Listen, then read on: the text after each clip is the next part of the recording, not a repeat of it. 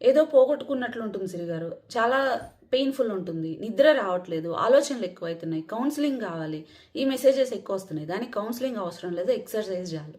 సీరియస్గా ఈ మధ్య కొన్ని వీడియోస్లో చూశాను, కొంతమంది సాధువులు కూడా సంతోషంగా ఉండాలంటే ఏం చేయాలని అడుగుతున్నారు మమ్మల్ని, ఎక్సర్సైజ్ చేయమని చెప్తున్నాం అన్నారు. వాళ్ళు వాస్తవం అని చెప్పారు. ఈ వీడియోకి ఇప్పుడు ఇది చెప్పగానే కొంతమంది ప్రబుద్ధులు కిందకు వచ్చి మంచి పని చేసుకొని కష్టపడి చేస్తే సరిపోతుంది, ఇదేంటి పొలం పనులు చేస్తే లేకుంటే వర్క్ చేసుకుంటే సరిపోతుంది ఇది చెప్తారు. ఇక్కడ ఒక్కొక్కరు ప్రొఫెషన్ ఒక్కొక్కటండి.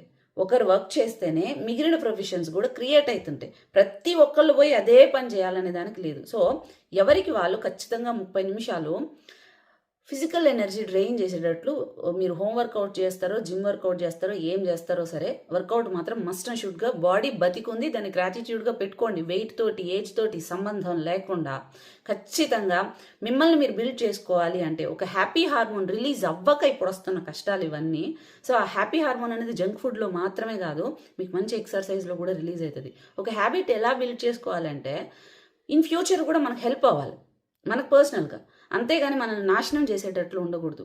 వందల రకాల క్యాన్సర్స్కి, ఈ మెటబాలిజం రిలేటెడ్ ఇష్యూస్కి like PCOD, thyroid, diabetes, high cholesterol, visceral fat, fatty liver, ఇట్లాంటి వాటికి అన్నిటికి కూడా అది ఒక మెడిసిన్.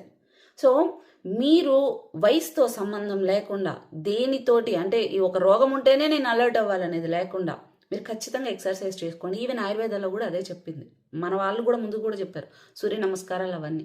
మనం ఎక్కడ చేస్తున్నాం? మనకు కంఫర్ట్ ఏది అనిపిస్తే మనం దాన్ని సపోర్ట్ చేసుకుంటూ వెళ్తాం.